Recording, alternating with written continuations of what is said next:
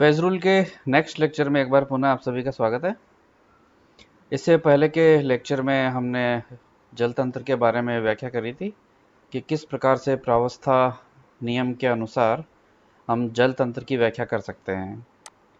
वहाँ हमने देखा था कि जल की जो तीनों अवस्थाएं हैं, यानी कि जो ठोस, द्रव, गैस तीनों अवस्थाएं हैं, उन तीनों अवस्थाओं को हम एक प्रावस्था आरेख में किस प्रकार से समझ सकते हैं, उसके बारे में हमने जानकारी प्राप्त करी थी कि किस प्रकार से ठोस और द्रव का आपस में साम्य हो सकता है और किस प्रकार से ठोस का वाष्प के साथ साम्य और किस प्रकार से ठोस का द्रव के साथ और द्रव का वाष्प के साथ साम्य हो सकता है। और वहाँ पर हमने ये और आपको जानकारी दी थी कि जल तंत्र के अंदर दो जो प्रकार के वक्र होते हैं, वास्तविक वक्र और मितव्ययी वक्र, उनके बारे में जानकारी दी थी। अब आज हम आगे जल तंत्र जो कि एक घटकीय तंत्र है, उसी के अनुरूप हमारा जो दूसरा तंत्र है, कार्बन डाइऑक्साइड तंत्र, उसकी व्याख्या करेंगे। यहाँ आप देख सकते हो कि जिस प्रकार से हमारा जल तंत्र था, ठीक उसी प्रकार से कार्बन डाइऑक्साइड के तंत्र में भी आपको तीन ही प्रकार के जो मुख्य कर्व हैं वो नजर आएंगे। ये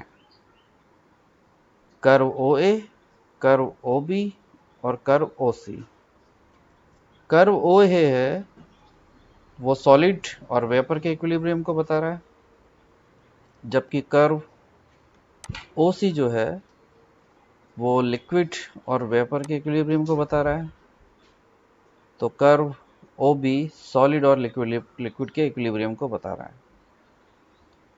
जिस प्रकार से जल तंत्र में हमने व्याख्या करी थी, उसी प्रकार से यहाँ भी हम इस पूरे प्रावस्था आरेख को तीन ब्रॉड एरियाज के अंदर डिवाइड कर सकते हैं।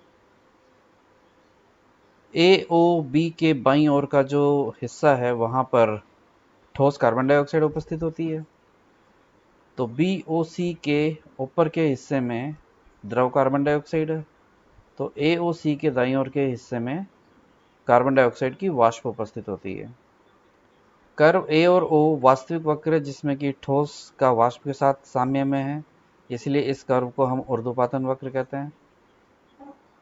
कर्व ओ और सी भी एक वास्तविक वक्र है, जहां पर कि कार्बन डाइऑक्साइड के द्रव उसके वाष्प के साथ साम्य में है, और चूंकि द्रव वाष्प में परिवर्तित हो रही है, इसलिए इसे हम वाष्प दाब वक्र कहेंगे। इसी प्रकार से कर्व ओ बी में कार्बन डाइऑक्साइड ठोस, कार्बन डाइऑक्साइड द्रव के साथ साम्य में है, तो इसे यहाँ पर हम कार्बन डाइऑक्साइड का गलन वक्र भी कह सकते हैं। यदि हम तीनों क्षेत्र पर प्रावस्था नियम को अप्लाई करें, तो हम देखते हैं कि इस क्षेत्र में और इस क्षेत्र में और इस क्षेत्र में केवल एक ही प्रावस्था उपस्थित है। तो यदि हम यहाँ पर प्रावस्था नियम को अप्लाई करते हैं, तो हम देखते हैं कि तीनों क्षेत्र में AOB, BOC और AOC में, जो कि कंपोनेंट एक है और एक ही प्रावस्था उपस्थित है, तो हमें डिग्रीज ऑफ फ्रीडम 2, अर्थात इन एरियाज में इसमें या इसमें आपको तंत्र का अध्ययन करना होगा, तो आपको दाब और ताप दोनों की आवश्यकता होगी। इसका मतलब ये होता है कि मान लीजिए कि किसी इस पर्टिकुलर पॉइंट पर, मान लिया इस पॉइंट पर जहाँ पर हमारा इस समय पॉइंटर घूम रहा है, मान लिया इस पॉइंट पर उपस्थित ठोस कार्बन डाइऑक्साइड के बारे में हमें जानकारी प्राप्त करनी है। तो हमें ये नहीं पता है यहाँ पर कि ये जो पॉइंट है वो यहाँ से प्राप्त हुआ है या यहाँ से प्राप्त हुआ है या यहाँ से प्राप्त हुआ है। इसी प्रकार से ताप अक्ष पर हम ये नहीं कह सकते कि वो यहाँ से पहुंचा है या यहाँ से पहुंचा है या यहाँ से पहुंचा है। तो हमें यहाँ पर उपस्थित ठोस कार्बन डाइऑक्साइड की जानकारी प्राप्त करने के लिए एग्जैक्ट उसका दाब भी चाहिए, तो उसका ताप भी चाहिए। इसीलिए इस क्षेत्र में हो या इस क्षेत्र में हो या इस क्षेत्र में हो, तंत्र जो है वो द्विचर होता है। इसी प्रकार से इन कर्व पर जो सॉलिड हमारे ट्रू कर्व्स हैं, इन सभी कर्व्स पर हम यदि देखें, तो हम ये देखते हैं कि दो दो प्रावस्थाएं वो आपस में साम्य में हैं। यहाँ दो प्रावस्थाएं हैं, यहाँ दो प्रावस्थाएं हैं और यहाँ दो प्रावस्थाएं हैं। तो यदि इन तीनों कर्व पर हम फेज रूल को अप्लाई करें, तो हम देख सकते हैं कर्व्स, ओ ए सब्लिमेशन कर्व है, ओ बी फ्यूजन यानी कि गलन वक्र है, और ओ सी हमारा प्रेशर वेपर प्रेशर कर्व है। तो यदि हम वहाँ देखें तो कंपोनेंट एक है, लेकिन जो प्रावस्थाएं हैं वो दो हैं, तो वहाँ पर हमारा डिग्रीज ऑफ फ्रीडम आता है एक। अर्थात इन साम्य अवस्थाओं पर यदि आपको एक डिग्रीज ऑफ फ्रीडम के बारे में जानकारी दे दी जाए तो आप दूसरी डिग्री ऑफ फ्रीडम आसानी से ज्ञात कर सकते हैं। जैसे यहाँ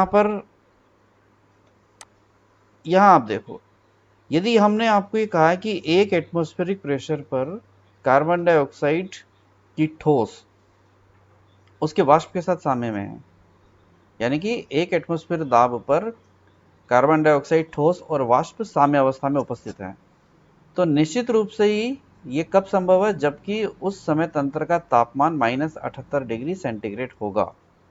अर्थात यहाँ पर आपको एक डिग्री ऑफ फ्रीडम की जानकारी आपको होनी चाहिए या हमने दी, तो दूसरी जो डिग्री ऑफ फ्रीडम है वो आप अपने आप पता लगा सकते हैं कि हाँ, यदि एक एटमॉस्फेयर दाब पर ठोस और वाष्प का साम्य है तो निश्चित रूप से ही उस समय जो तंत्र का ताप होगा वो -78 डिग्री सेंटीग्रेड होगा।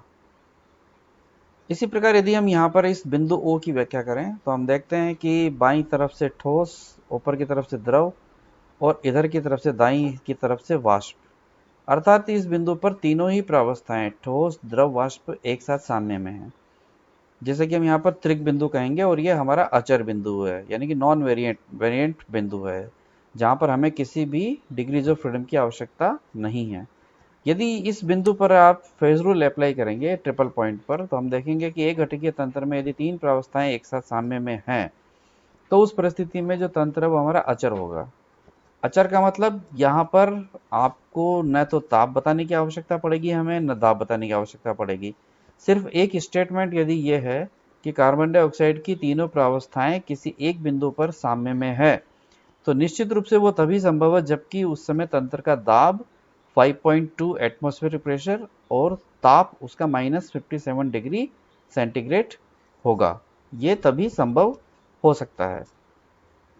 इस प्रकार से यहाँ पर हम देख सकते हैं कि कार्बन डाइऑक्साइड तंत्र के लिए जिस प्रकार से हमने जल तंत्र के अंदर प्रावस्था आरेख की व्याख्या करी थी कि आपको सबसे पहले प्रावस्था आरेख के अंदर प्रावस्था आरेख ड्रॉ करने के बाद में जो क्षेत्र होते हैं हमारे अलग अलग एरियाज, उनके बारे में व्याख्या करनी है। फिर उसके पश्चात जितने भी उसके अंदर कर्व्स हैं, जैसे जल तंत्र के अंदर तो 3 वास्तविक कर्व हैं, तो एक मितस्थायी कर्व भी है, उनकी व्याख्या करनी है। फिर उसके पश्चात कोई पर्टिकुलर पॉइंट जो कि इम्पोर्टेंट है उसकी व्याख्या करनी है।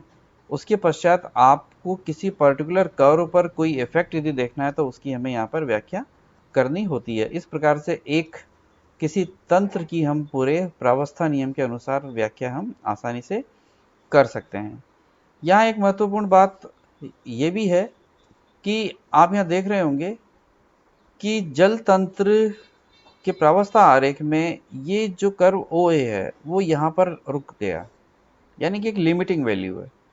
अर्थात इस कर्व पर जिसमें कि द्रव और वाष्प का साम्य है, यानी कि इस बिंदु तक तो हम द्रव और वाष्प के साम्य अवस्था को पहचान सकते हैं, इस दाब तक 218 एटमॉस्फेरिक प्रेशर तक, जहां पर कि ताप उसका 374 डिग्री सेंटीग्रेड होता है। लेकिन जैसे ही हम इस दाब के ऊपर पहुंचते हैं तब हम इस तंत्र के बारे में न तो हम व्याख्या कर सकते हैं और न हम समझा सकते हैं, क्योंकि उस परिस्थिति के अंदर द्रव और वाष्प एक प्रकार से इस प्रकार की अवस्था में आ जाते हैं कि जिसमें हमें पहचानना मुश्किल होता है कि कब वो तंत्र द्रव अवस्था में है और वो तंत्र कब वाष्प प्रावस्था के अंदर उपस्थित होता है। तो इस प्रकार से आज हमने यहाँ पर कार्बन डाइऑक्साइड तंत्र की व्याख्या करी है। इसके बाद हम अगले लेक्चर के अंदर आपको जल तंत्र और कार्बन डाइऑक्साइड तंत्र में जो मुख्य अंतर है उसके बारे में जानकारी देंगे। Thank you.